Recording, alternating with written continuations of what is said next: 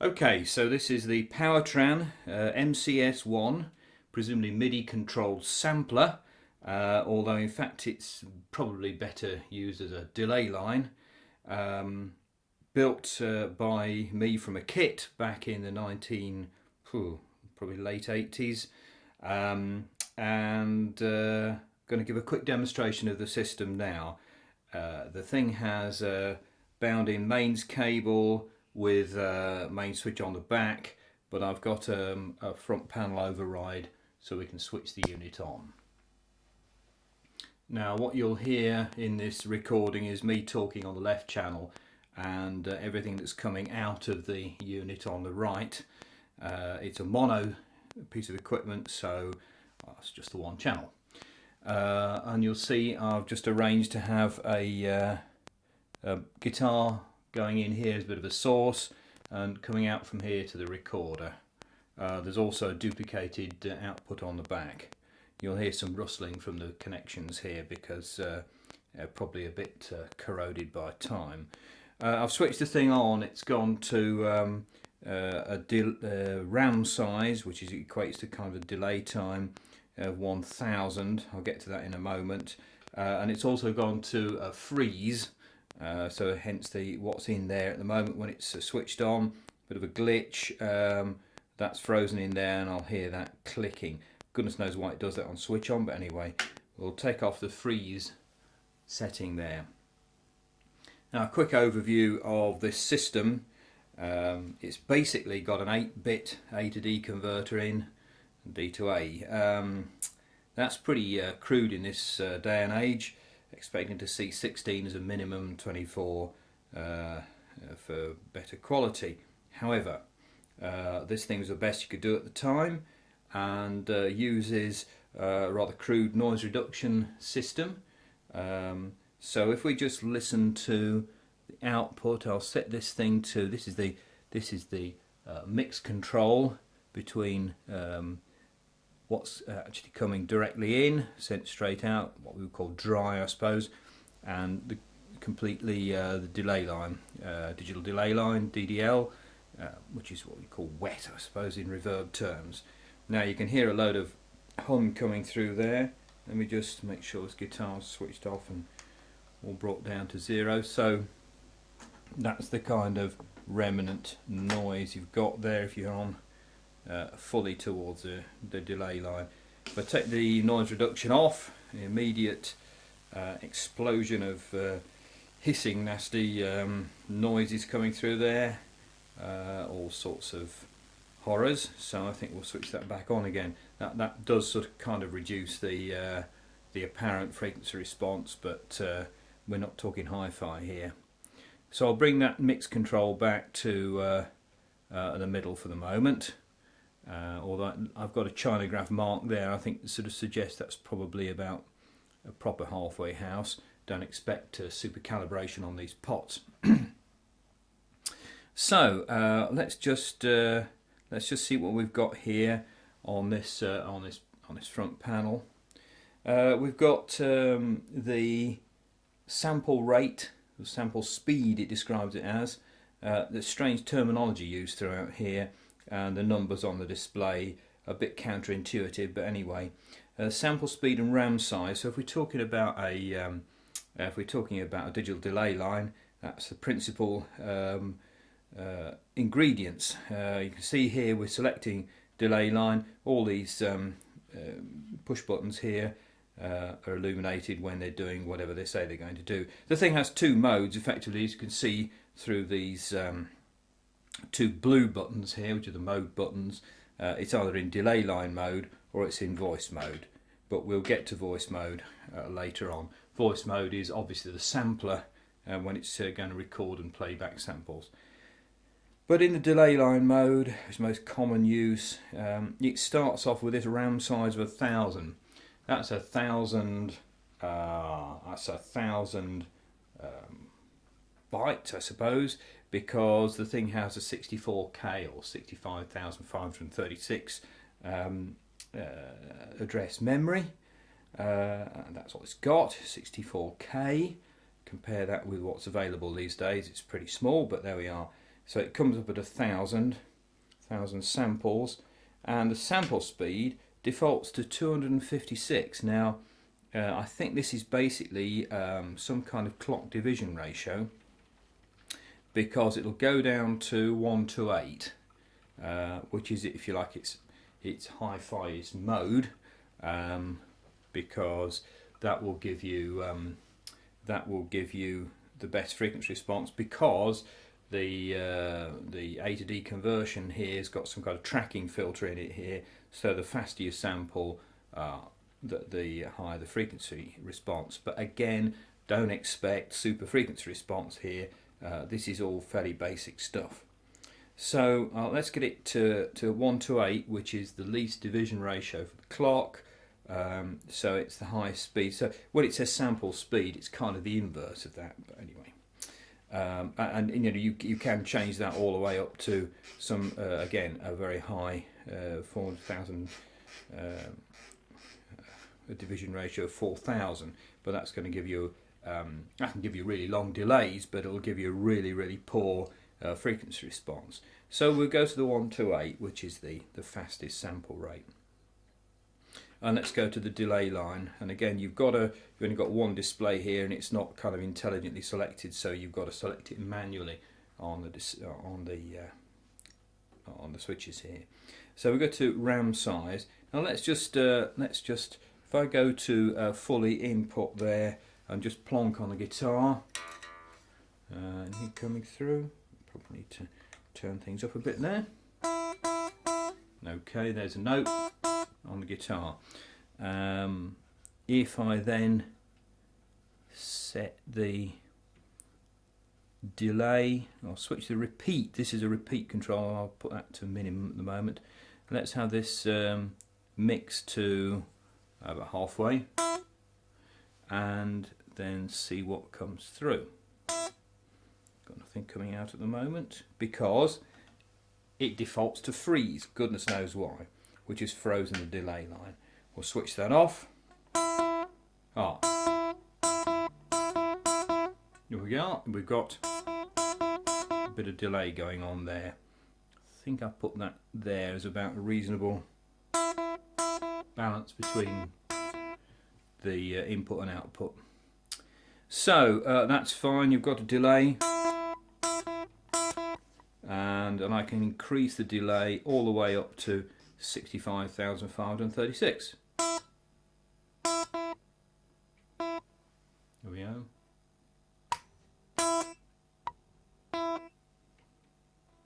Now you see that I can't turn the repeat down to completely nothing. There's a bit of leakage there. If I turn the repeat control up a bit, you'll hear this being injected back again. So this is the feedback, if you like.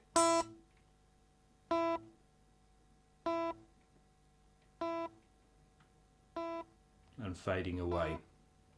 You'll also notice there's quite a bit of hum and whatnot there. I mean, I'm feeding this thing through a DI box, but yeah, okay, it's not going to be great. This is really a museum piece. This is not something that you would play with in a normal recording. I wouldn't have thought, unless you've got something about kind of gritty 80s kind of sound. So let's reduce the length of this delay line a little bit. So we've got that sort of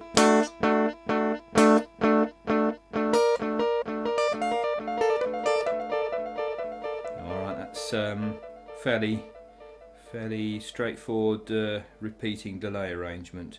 Now one thing you could do is to modulate that delay, and over here in these orange buttons you've got the ability to put a sweep on, and that sweeps the clock, if you like, of the delay line backwards and forwards. There's no control over what form of sweep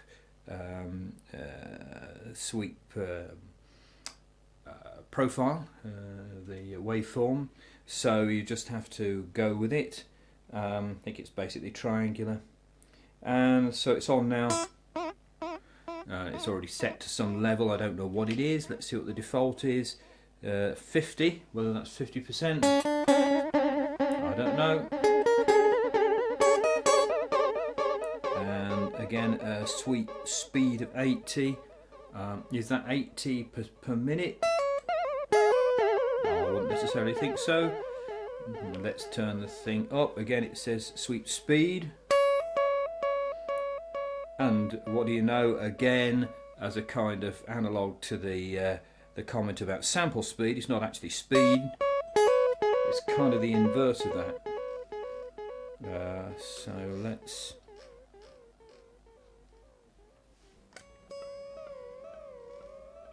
There we are.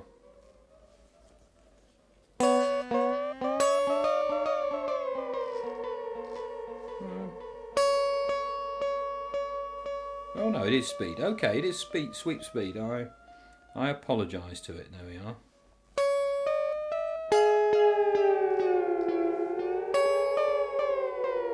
But quite what the relationship between these numbers and the speed is, well, I'm not sure.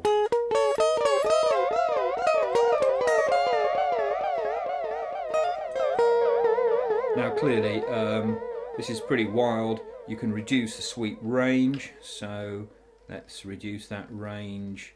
So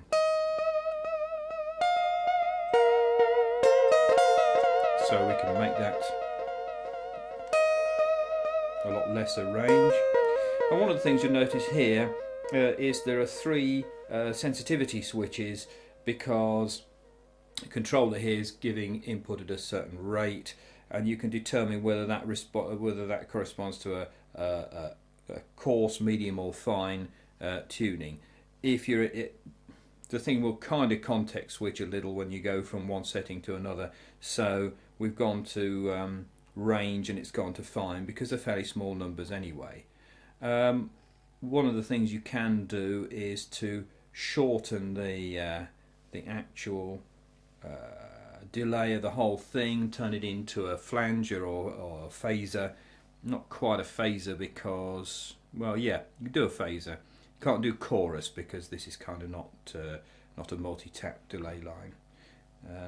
So let's try something like that and try a bit of modulation. Try a sort of slow modulation. So let's have the speed fairly low. Okay, now we can go back and again let's select RAM size and we'll make it really short. Now you notice here that if when you go to RAM size, you're automatically in coarse, straight to coarse mode, which puts in things at about a step of 100 or so.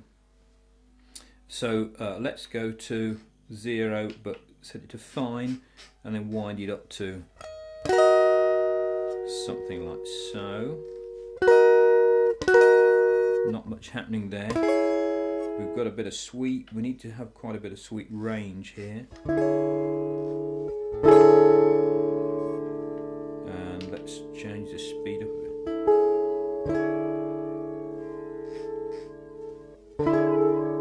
There we go. We're beginning to get a bit of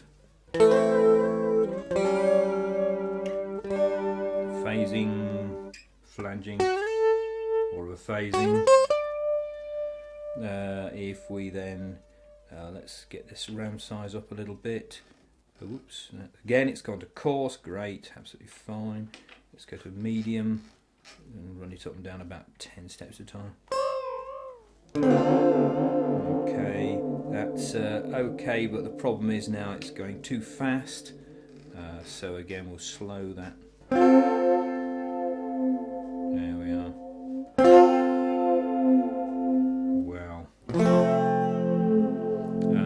Try some of the feedback up a little bit maybe.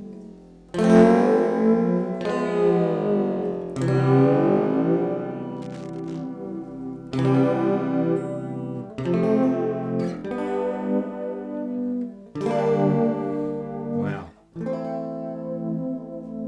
You could even hear the grittiness as the sweep changes the clock speed.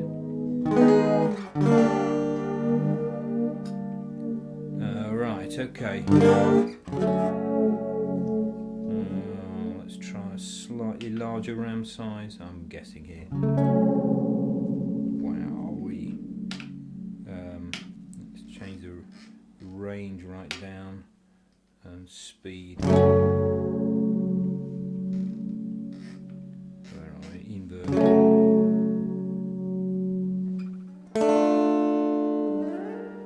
Okay, right. So that's a quick view of the kind of things this can do. Now, in the delay line mode, if we go to the voice mode, this is the kind of sampler arrangement. Now, you can record your own stuff into here. It's fairly short, and there's nothing you can really do about that. And you notice there that I put the thing into record. The record light flashes, which means it's ready to record. And there's a kind of level, a kind of gating arrangement there, where when you finally do play something and it trips over a certain level, it'll start it recording, and it won't record for very long, as you can see there. So we can play that back by hitting the play button, and it kind of defaults to a scheme where it plays for as long as you hold it down. It's kind of gated mode. You can switch between a gate and a triggered mode here. There we are, that's a triggered mode, it triggers the whole sample. And I can then change, if you like, that 60 kind of, we're talking semitones here, because it's basically sort of kind of MIDI note 60 defaults to playing that back, which is middle C, isn't it? 60. And we can change the playing that note. Interestingly, you can do that dynamically while the thing is actually playing.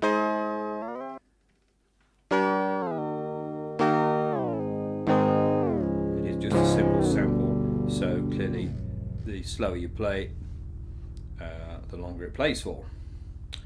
Play it really fast, it'll be over in, oh, very sweet, it'll be over quite quickly.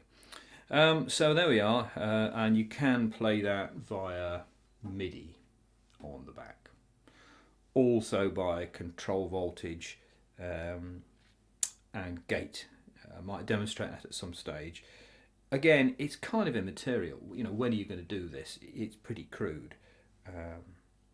This is a museum piece, so I'm just showing you what it could potentially do.